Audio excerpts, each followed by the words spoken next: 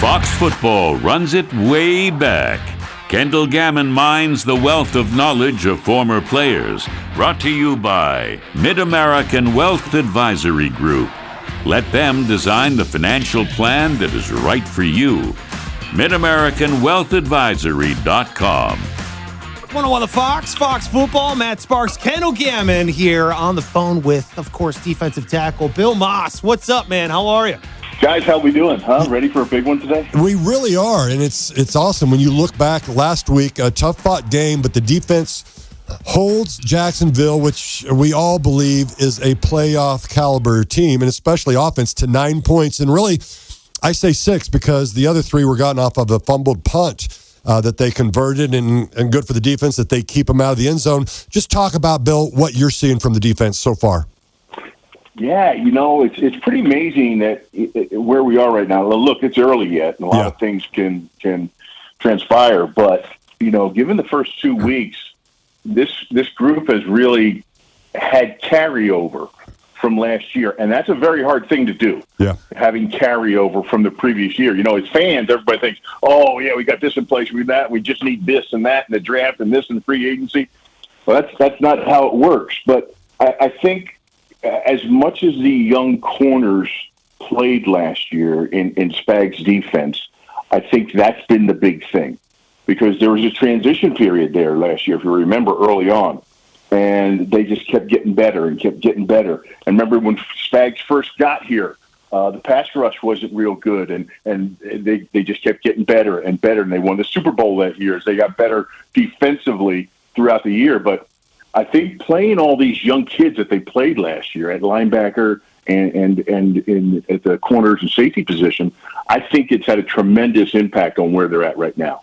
Yeah, I think there's no doubt about it. Speaking with former defensive end Bill Maas, Bill, for the Kansas City Chiefs. Bill, when you look at it also, sticking with the defensive backs, and then maybe even the second level with the linebackers as well, I want your opinion. My opinion, as I see it, is this is a defense that's faster than I've seen in quite some time, which would lend itself to the fact that they're so young and fresh legs. Talk to me about that, and if you see that as well. Yeah, not only are they fast, Kendall, I think what sticks out to me the most is, they're dialed in. Yeah. There's great effort across the board. They're in, for the most part, they've been in the right place at the right time. They don't get fooled. So they understand what they're doing out there. And as plays unfold and your responsibilities change, they've all been on the same page. And I think that shows me that there's a lot of work that goes in on the mental aspect of it with these guys.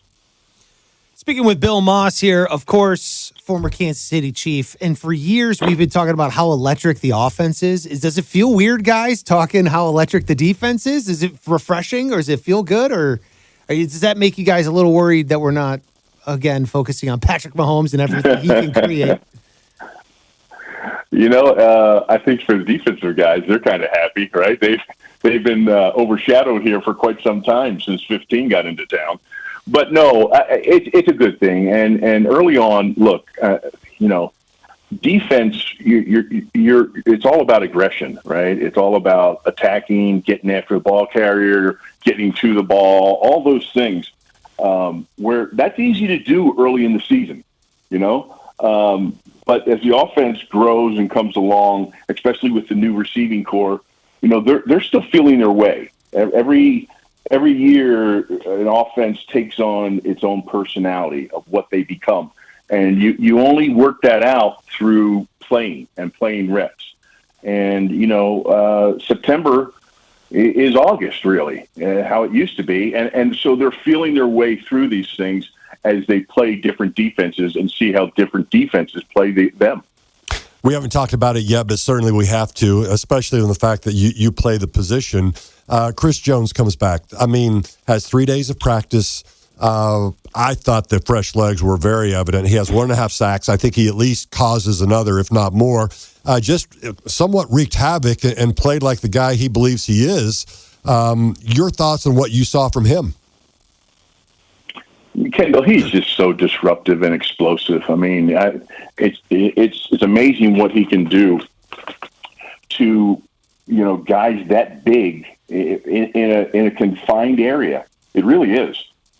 And so, it'll be interesting to see how he bounces back. You mentioned the fresh legs and just coming in and going, but it'll be interesting to see how his body comes back. If he comes back full go again and has another great game, that shows just how much dedication he put in to being in shape and getting ready to play. So keep a close eye on him, and because he's got to be a focal point. Now, listen, too. You're talking about he's going up against the Bears, right? Who are struggling on offense. They really don't have an identity on offense. Their running back has he's got as many rushing yards as the quarterback does.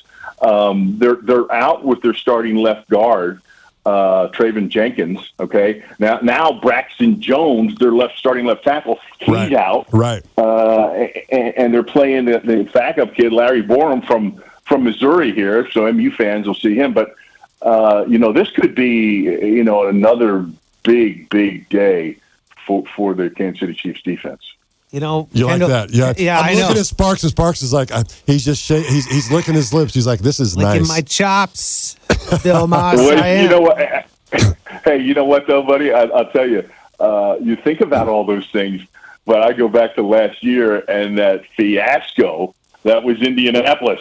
Yeah, didn't have a chance. Oh, they changed coaches. That brought Jeff Saturday in. I mean, so let's hope it's not one of those. But Kendall, you say all the time. I mean, they're paid to play football on the other side of things as well. Absolutely, you don't want to back a bear into the corner, kind of a thing. There you go. Don't poke the bear. They say. Yeah, you see what I did there. I mean, go ahead. No, that's fine. I think it's interesting. We're talking about some things of our mindset and what you're thinking about going to the game. Billy, you and I talked earlier in the week because you came on my podcast Beyond the Game, the KC Sports Network. And we talked a lot about mindset and a lot about just how you deal with things off the field, getting ready for a game. I'm curious your thoughts, Chris Jones. I mean, the fact of that he was able to be ready like he was going to this game and then have success. What must you think he's thinking during the week? Do you think he's just back to normal, or has he had to have a lot of work with this? Because this is not as easy as I think he's made it look. No, it's not. And here's the big thing. I mean, and it's just human nature, man. And that's all it is to it. It's just being a human, battling the human mind. When you're put into this position right now, for all the Chiefs players, given the situation at hand, they're home. They have family members in town. It's easy to take a little breather, maybe do something you normally don't do. Maybe go to the Renaissance Festival on a Saturday morning or something with your family. Just something different because it's the Bears, right? And that's the thing you have to battle the most. And when I prepared, I would watch film until I found something that made me angry, that made me get dialed in, to make me focused, like. You didn't care about anything else except this one thing, and you had to find a way to beat it. And even so, on the games that look like they're layups, you always had to try to find something. And I think that's what Chris is doing. And I think that also, if he wants what he wants to get, right? There's only one way to do this, and it's spelled out in his incentives. So I'd expect more of the same. Yeah, he's got a ball out, and we saw it this last week. He is. I mean, hey, he's got a sack in every game he's played this year. Great point, Kendall. Great point. There you go. I think that's good. I think here a little bit later, that's going to be this Harpino